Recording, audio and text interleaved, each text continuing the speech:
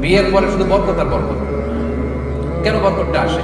কারণ বিয়ে মানুষকে অ্যাক্টিভ বানায়। তো অ্যাক্টিভ বিয়ে করলে আপনি অ্যাক্টিভ হবেন।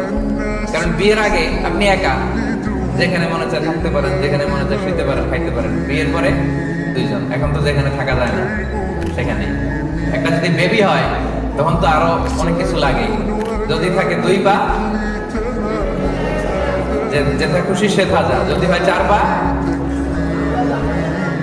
ভাত কাপড় দিয়ে যা।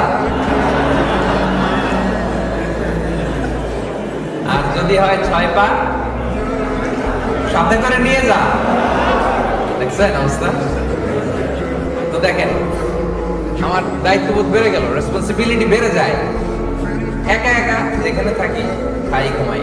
দুইজন হলে আমার দায়িত্ব বাড়ে, আমার রেসপন্সিবিলিটি বাড়ে। ফলে আমি এনার্জেটিক হয়ে উঠি, আমি হার্ড ওয়ার্কিং হই। আমার স্ত্রীর জন্য আমার উপার্জন করতে হবে, আমার সন্তানের ভবিষ্যতের জন্য আমাকে লড়াই করতে হবে, স্ট্রাগল করতে হবে, হার্ড ওয়ার্ক করতে হবে। ঠিক কিনা?